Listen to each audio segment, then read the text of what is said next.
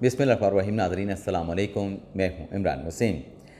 नाज़रीन, supreme court के 11 रुकनी आइनी बेंच ने आज मखसूस नशिस्तों के 12 जुलाई के फ़ैसले के ख़िलाफ़ मुस्लिम नवाज़, पाकिस्तान पीपल्स पार्टी और इलेक्शन कमीशन की नज़रसानी की दरख्वास्तों पर जो समाअत की है और आज की अदालती कार्रवाई में सुन्नी इत्तेहाद कौंसिल के वकील फैसल सदीकी ने जो पैंतरा बदला है, जो पटड़ी बदली है और फिर जजेस की जानिब से जो रिमार्क्स दिए गए, जजेस की जानिब से जो सवालात पूछे गए, जजेस की जानिब से जो कहके लगाए गए और मुस्लिम नवाज़ की जानिब से जो नई गुजारिशात अदालत के सामने रखी गई हैं, इस अदालती कार्रवाई का अहवाल वीडियो लॉग में आपके साथ हम शेयर करने जा रहे हैं। लेकिन प्रोग्राम का आगाज़ करने से पहले आप देखने वालों को ये ज़रूर बताएँगे कि पाकिस्तान तहरीक इंसाफ खैबर पख्तूनख्वा के सदर जुनैद अकबर, जिन्हें बानी तहरीक इंसाफ इमरान खान ने पब्लिक अकाउंट कमेटी के ओहदे से हटाने का कहा था और ये पैगाम अलीमा खान ने जुनैद अकबर को पहुंचाया था, तो रात गए जुनैद अकबर को उनके ओहदे से हटाने की जो डेवलपमेंट थी वो हो चुकी है। लेकिन नाज़रीन, अब वाइब्स ये आ रही हैं कि जुनैद अकबर को जो हटाया गया है, इमरान खान ने उनको जो हटाने के अहकामात जारी किए हैं, ये जुनैद अकबर को पब्लिक अकाउंट कमेटी से हटाना एक बहुत बड़ी पीटीआई की इंटरनल साजिश है। मुबैना तौर पर यह बताया जा रहा है कि जुनैद अकबर को हटा के शेख वकास अकरम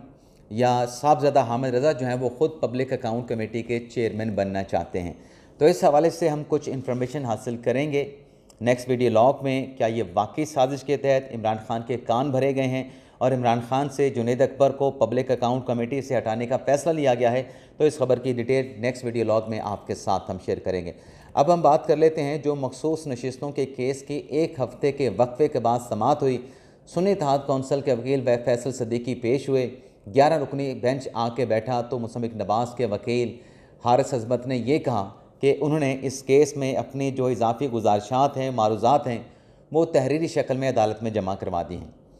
अब नाज़रीन, नून लीग ने जो इजाफी गुजारिशात जमा करवाई हैं उसमें यह कहा गया है कि जो 12 जुलाई 2024 का जो सुप्रीम कोर्ट का फ़ैसला, जिसमें ये मखसूस नशिस्तें पाकिस्तान तहरीक इंसाफ को देने का फ़ैसला किया गया, सुन्नी इत्तेहाद कौंसिल जो कि पेशावर हाई कोर्ट के फ़ैसले के ख़िलाफ़ सुप्रीम कोर्ट के पास आई थी कि ये नशिस्तें हमें दी जाएँ। एडिशनल गुजारिशात में नून लीग ने यह कहा है कि ये सेल्फ़ क्रिएटेड रिलीफ है जो 12 जुलाई के फ़ैसले में सुन्नी इत्तेहाद कौंसिल को देने की बजाय ये पाकिस्तान तहरीक इंसाफ को दिया गया। नून लीग ने अपने गुजारिशात में ये कहा है कि आर्टिकल 187 जो अख्तियार इस्तेमाल किया है वो सुप्रीम कोर्ट आर्टिकल 184(3) के केस में तो इस्तेमाल कर सकती है, लेकिन जो आर्टिकल 150(3) का जो केस होता है, जो किसी हाई कोर्ट के फ़ैसले के ख़िलाफ़ अदालत के सामने अपील होती है, इस जुरिस्डिक्शन में, अपील के जुरिस्डिक्शन में आर्टिकल 184(3) के दायरे अख्तियार में सुप्रीम कोर्ट 184(3) का अख्तियार इस्तेमाल नहीं कर सकती। और ये जो रिलीफ दिया गया है ये आर्टिकल 187 के तहत, आर्टिकल 187 के तहत नून लीग के वकील का ये कहना है कि जो पार्टियां सामने होती हैं आर्टिकल 184(3) में, उनको रिलीफ की बात हो सकती है, रिलीफ दिया जा सकता है। पाकिस्तान तहरीक इंसाफ तो किसी जगह पे मौजूद नहीं, तो आर्टिकल 187 का ये अख्तियार जो इस्तेमाल किया गया, ये सेल्फ क्रिएटेड जजमेंट है जिसमें तहरीक इंसाफ को रिलीफ देने के लिए जो है ये सब कुछ किया गया। तो ये नाज़रीन नून लीग के इजाफी गुजारिशात हैं। तो जब केस की कार्रवाई का आगाज़ हुआ तो नून लीग के वकील हारिस अज़मत ने यही कहा कि मैंने तफसीली फ़ैसले के ख़िलाफ़ जो हमारी इजाफी गुजारिशात हैं वो गुजारिशात मैंने जमा करवा दी हैं। और आज कमरा अदालत में हारिस अज़मत ने कहा कि मखदूम अली ख़ान भी मौजूद हैं। अब मखदूम अली ख़ान साहब जो हैं वो MNA, वो MPA जिन्हें इलेक्शन कमीशन की जानिब से मखसूस नशिस्तों पर इलेक्ट कर लिया गया था, लेकिन जब मंसूर शाह साहब ने फ़ैसला दिया, 3 रुकनी बेंच उनके साथ अथर मिन्नल्ला साहब थे, उनके साथ जस्टिस मोहम्मद अली मदर साहब थे, तो वो जो लोग जो कि MNA और MPA के मखसूस नशिस्तों पे इलेक्ट होकर आए थे उन्हें डी नोटिफाई कर दिया गया था। तो मखदूम अली ख़ान साहब दरअसल उन मुतासरा जो मुअत्तल कह लें या बरतरफ किए गए जो मखसूस नशिस्तों के अरकान थे, उनकी नुमाइंदगी मखदूम अली ख़ान साहब कर रहे हैं। जब नाज़रीन हारिस अज़मत ने कहा कि मैंने तफसीली गुजारिशात जमा करवा दी हैं, तो एडवोकेट फैसल सदीकी जो कि मुस्लिम अपना सुन्नी इत्तेहाद कौंसिल के वकील हैं, वो रोस्टरों पे खड़े और उनकी तरफ से ये कहा गया कि एक तो मुस्लिम नवाज़ ने जो इजाफी गुजारिशात जमा करवाई हैं उसकी मुझे कॉपी नहीं मिली, मुझे कॉपी मिलनी चाहिए थी और कॉपी मिलती तो मैं उसके ऊपर अपना जवाब दाखिल करता। और फिर सुन्नी इत्तेहाद कौंसिल के वकील ने यह भी कहा कि मुझे चूँकि नोटिस हुआ है तो जो नज़रसानी की दरख्वास्त है नून लीग की, पीपल्स पार्टी के, इलेक्शन कमीशन की, मैं उस पर भी अपना तहरीरी जवाब अदालत में जमा करवाना चाहता हूँ, मुझे मौका दिया जाए। मुझे मोहलत दी जाए। फिर तीसरा पॉइंट फैसल सदीकी ने ये उठाया कि ये जो बेंच की कंपोजिशन है, जो 11 रुकनी बेंच बैठा है, मेरा इस बेंच के ऊपर भी एतराज़ है और मैं तहरीरी एतराज़ बेंच पर अदालत में फ़ाइल करना चाहता हूँ, अदालत में जमा करवाना चाहता हूँ। जैसे अमीनुद्दीन खान साहब ने कहा कि आज तीसरी समाअत है, आपको अब याद आया कि आपने बेंच के ऊपर एतराज़ उठाना है, तो इसका जवाब फैसल सदीकी ने यह दिया कि पहली समाअत पे तो मुझे नोटिस नहीं था, दूसरी समाअत पे जंग हो गई थी, मैं अदालत में नहीं आ सका था, तो आज तीसरी समाअत है, मैं अदालत के सामने मौजूद हूँ, मैं अपना एतराज़ फ़ाइल करना चाहता हूँ, मुझे मौका दिया जाए। अब नाज़रीन, अगली जो अदालती कार्रवाई है उसकी डिटेल पे जाने से पहले यहाँ पे जो एक चीज़ है जो कि आप सुनने वालों के, आप देखने वालों के सामने रखना ज़रूरी है कि ये जो मखसूस नशिस्तें हैं ना, इस मखसूस नशिस्तों को जो सुन्नी इत्तेहाद कौंसिल का मुकदमा था, इलेक्शन कमीशन ने उसको रिजेक्ट किया था और फिर Sunni Ittehad Council Peshawar High Court गई थी। पेशावर हाई कोर्ट के 5 रुकनी बेंच ने सुन्नी इत्तेहाद कौंसिल को रिलीफ नहीं दिया था। फिर Sunni Ittehad council supreme court में आई थी। सुप्रीम कोर्ट में सुन्नी इत्तेहाद कौंसिल का केस ये था कि ये मखसूस नशिस्तें हमें मिलनी चाहिए। मुझे अच्छे तरीके से याद है कि जब ये मुकदमा 13 रुकनी बेंच के सामने चल रहा था तो अदालत की जानिब से पूछा गया था पाकिस्तान तहरीक इंसाफ को कि क्या ये मखसूस नशिस्तें सुन्नी इत्तेहाद कौंसिल को मिलनी चाहिए या पाकिस्तान तहरीक इंसाफ को मिलनी चाहिए। तो तहरीक इंसाफ ने कहा कि नहीं, ये नशिस्तें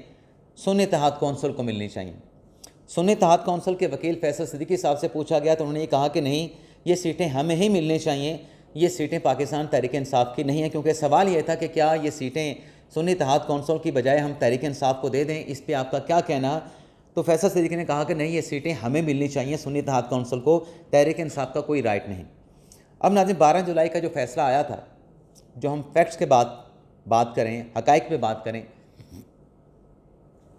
तो जो मखसूस नशिस्तें थीं वो सुन्नी इत्तेहाद कौंसिल को तो नहीं मिली थी। सुन्नी इत्तेहाद कौंसिल तो मखसूस नशिस्तें लेने के लिए सुप्रीम कोर्ट में आई थी। मखसूस नशिस्तें सुप्रीम कोर्ट ने 12 जुलाई के फैसले में तहरीक इंसाफ को दे दी थी। तो सुन्नी इत्तेहाद कौंसिल तो मुतासरा फरीक थे। सुन्नी इत्तेहाद कौंसिल को 12 जुलाई के फैसले के खिलाफ अपील दायर करना चाहिए थी और सुप्रीम कोर्ट से कहना चाहिए था कि ये मखसूस नशिस्तें हमारी, तहरीक इंसाफ ये नशिस्तें लेने के लिए तैयार भी नहीं थी, आपने हमें देने के बजाय तहरीक इंसाफ को कैसे दे दी। लेकिन फैसल सदीकी साहब ने, सुन्नी इत्तेहाद कौंसिल के वकील ने 12 जुलाई के फैसले के खिलाफ कोई अपील, कोई नज़रसानी दायर नहीं की। हालांकि बेशक जो एतराज़ बनता था वो इनका भी बनता था, नून लीग के साथ, पीपल्स पार्टी के साथ, लेकिन उस फैसले को एडमिट किया गया। लेकिन आज फैसल सदीकी साहब बेंच के ऊपर एतराज़ उठा रहे थे। भाई, आपका केस तो सबसे स्ट्रॉन्ग जो था वो तो आपने अपील ही नहीं किया, आपने रिव्यू नहीं किया, अब आप बेंच पे एतराज़ उठा रहे हैं। तो जजेस ने इस एतराज़ को वेलकम किया। जजेस ने कैसे वेलकम किया? जब फैसल सदीकी साहब ये कह रहे थे कि पहली समाअत पे नोटिस नहीं हुआ था, दूसरी समाअत पे जंग हो गई थी, आज तीसरी समाअत में आपके सामने खड़ा हूँ, मुझे पहले बेंच पर एतराज़ करने का मौका दिया जाए, मैं ज़बानी एतराज़ भी बता देता हूँ और मैं तहरीरी एतराज़ भी अदालत में दाखिल करूँगा। जैसे अमीनुद्दीन खान साहब ने कहा कि ठीक है, जैसे आपकी चॉइस है। फिर फैसल सदीकी साहब ने कहा कि मैं ज़बानी भी एतराज़ात करूँगा आज अदालत के सामने और फिर तहरीरी एतराज़ भी जो है अदालत में दाखिल करूँगा। जस्टिस मुतहरिर अली साहब ने कहा कि आज आप इल्तवा मांग रहे हैं, क्या आपको नहीं पता था कि सुप्रीम कोर्ट जो नज़रसानी की दरख्वास्तें हैं मखसूस नशिस्तों के हवाले से उस पर जो प्रोसीडिंग है उसको टेकअप कर चुकी है। फैसल सदीकी साहब ने कहा कि मुझे कुछ पता नहीं था, टीवी पे चला था, टीवी के ज़रिए पता चला था, लेकिन बाज़ाब्ता तौर पे कोई नोटिस हमको नहीं मिला था। जस्टिस अमीनुद्दीन खान साहब ने कहा कि आपको बाकायदा नोटिस नहीं था तो फिर आप ना आते, आपके इल्तवा पर हमने पिछले समाअत पे आपका इल्तवा आया, ज़बानी रिक्वेस्ट की गई, आपके कहने के ऊपर अदालती कार्रवाई को पिछली समाअत से आज तक मुलतवी किया गया था। फैसल सदीकी साहब ने कहा कि इस केस में जल्दबाजी क्या है, ये कोई कत्ल का मुकदमा तो नहीं, तो मैं बेंच पे एतराज़ करना चाहता हूँ तो मुझे एतराज़ करने का मौका दिया जाए। अमीनुद्दीन खान साहब ने कहा कि ये 11 रुकनी बेंच है। आपको पता है फैसल सदीकी साहब के एक लार्जर बेंच के लिए जिसमें इतनी बड़ी तादाद में जजेस हों तो उस बेंच को इकट्ठा करने के लिए स्पेशल स्लॉट जो है वो रखनी पड़ती है। तो बड़ी मुश्किल से हमने ये 11 रुकनी बेंच बनाया है, पहले तो 13 रुकनी था। तो यहाँ पे अदालत में ये आपका ये कहना, अमीनुद्दीन खान साहब ने फैसल सदीकी से कहा कि ये कोई कत्ल का मुकदमा नहीं, तो अदालत में सियासी बातें तो ना करें। तो फैसल सदीकी साहब ने कहा कि नहीं, मैं सियासी बातें नहीं कर रहा, मुनासिब होगा कि आप मुझे तहरीरी तौर पर एतराज़ फ़ाइल करने के लिए मौका दें, मैं ज़बानी एतराज़ भी बता देता हूँ। जस्टिस मोहम्मद अली मदद साहब ने कहा कि देखें, आज आप एतराज़ करना चाहते हैं तो ज़ाहिर सी बात है कि आप तहरीरी तौर पे अगर दरख्वास्त कोई फ़ाइल करेंगे, बेंच की कंपोजिशन के ऊपर एतराज़ करेंगे, तो लामहला तौर पे जो एक प्रोसीजर मौजूद है उसके मुताबिक अदालत को इस 11 रुकनी बेंच को मुतलका फ्रीकैन को नोटिस करना पड़ेगा। यानी अगली समात पे आप एतराज़ तहरीरी तौर पे लेके आएँ तो अदालत को उस पर नोटिस करना पड़ेगा, जिस पे फैसल सिद्दीकी साहब ने कहा कि बिल्कुल प्रोसीजर तो यही है, मैं तहरीरी एतराज़ फ़ाइल करूँगा, आप उसमें मेरे एतराज़ात सुनेंगे और जो फ़रीक़ैन होंगे Noon League, People's Party, Election Commission, आप उनको नोटिस करेंगे। जैसे जमाल मंदोखेल खान साहब ने कहा कि कोई फ़र्क नहीं पड़ता, ये आइनी बेंच है, आइन की इंटरप्रटेशन का मामला है, तो इसमें तमाम जो मुतल्लिका फ़रीक़ैन हैं उन्हें बराबरी का पूरा मौका मिलना चाहिए। और जैसे जमाल खान मंदोखेल साहब ने कहा कि आप अपने, जैसे आप कह रहे हैं, मंदोखेल साहब ने फैसल सिद्दीकी से कहा कि आपको बेंच पे एतराज़ है, तो आपको चाहिए ये था जब पिछली समात पे प्रोसीडिंग आज तक मुलतवी हुई थी तो आप अपने जो एतराज़ात हैं उसे आप तैयार करके आते। फैसल सिद्दीकी ने कहा कि मुझे तो इस केस की पेपर बुक नहीं मिली थी, मुझे तो पेपर बुक आज कराची में रिसीव हुई है। तो जस्टिस मोहम्मद अली मदर साहब ने कहा कि ऐसा करते हैं, फिर केस की समात को कल तक मुलतवी कर देते हैं, आप जो है अपने एतराज़ात तहरीरी तौर पर फ़ाइल कर दें। और मुसर्रत अली साहब ने भी कहा कि आपको तो एतराज़ात फ़ाइल करने के लिए एक दिन तो क्या, सिर्फ 1 घंटे के अंदर आप बेंच के ऊपर एतराज़ फ़ाइल कर सकते हैं। जिस पर फैसल सिद्दीकी ने कहा कि मुझे 2 दिन का वक्त चाहिए। अदालत ने कहा कि 2 दिन नहीं, हम 1 दिन तक केस की समात को मुलतवी कर देते हैं। फिर नाज़रीन, जब अदालत ने ऑर्डर लिखवाना शुरू किया तो फैसल सिद्दीकी साहब सुन्नी इत्तेहाद कौंसिल के वकील ने कहा कि अगर इस केस की समात को आप पीर तक मुलतवी कर दें तो मैं बेंच का बड़ा शुक्रगुजार हूँगा, बड़ा मशकूर रहूँगा। अब नाज़रीन, ये वाज़ेह नज़र आ रहा है कि जब पिछले हफ्ते मंगल के दिन, आज के दिन इस केस की समात हुई थी तो बेंच पे एतराज़ था, तो सिद्दीकी साहब को वो बेंच पे एतराज़ तहरीरी तौर पे आज लिख के लाना चाहिए था। लेकिन चूँकि मकसूद ये नज़र आ रहा था कि वो आज तारीख़ लेना चाह रहे थे ताकि आइंदा तारीख़ तक ये केस चला जाए, कुछ वक्त मिल जाए, कुछ केस को गेन किया जाए, जजेस छुट्टी पर चले जाएँ, फिर वो 11 रुकनी बेंच बनाना मुश्किल हो जाए, तो आज तक तो फैसल सिद्दीकी साहब कामयाब हुए हैं। तो अब बात यह है कि मखसूस नशिस्तों के इस केस में जो एतराज़ वो फ़ाइल करेंगे, क्या वो एतराज़ सॉलिड होगा, इसका फ़ैसला तो 11 रुकनी बेंच करेगा। लेकिन सवाल ये है कि ये जो 26वीं आइनी तरमीम है, 26वीं आइनी तरमीम को पास कराने में एक वजह ये मखसूस नशिस्तों का मुकदमा भी है, जिसके फैक्ट्स कुछ और थे, जिसमें गुजारिशात कुछ और थीं, इस्तदा कुछ और थी, अदालत के सामने पार्टी कोई और खड़ी थी, दलाइल किसी और चीज़ पे हो रहे थे। लेकिन जब 12 जुलाई का फ़ैसला सामने आया तो इसमें ये मखसूस नशिस्तें पाकिस्तान तहरीक इंसाफ को देने का फ़ैसला सादिर फरमा दिया गया। अब तहरीक इंसाफ से, जैसे मैंने अब से कुछ देर पहले कहा कि बार बार उस प्रोसीडिंग में पूछा गया था कि आपको ये नशिस्तें चाहिए, क्या ये मखसूस नशिस्तें हम आपको दे दें तो आपको कोई एतराज़ तो नहीं। सुन्नी इत्तेहाद कौंसिल से पूछा गया कि अगर हम ये नशिस्तें तहरीक इंसाफ को दें आपको कोई एतराज़ नहीं होगा, सबकी तरफ से एतराज़ किया गया। तहरीक इंसाफ ने कहा मखसूस नशिस्तें सुन्नी इत्तेहाद कौंसिल को दें। सुन्नी इत्तेहाद कौंसिल ने कहा कि ये मखसूस नशिस्तें हमें दें, ये तहरीक इंसाफ का राइट नहीं बनता। तो आज आप देखें कि फैसल सिद्दीकी साहब सुन्नी इत्तेहाद कौंसिल के वकील सीना तान के अदालत के सामने खड़े बेंच के ऊपर एतराज़ उठा रहे हैं।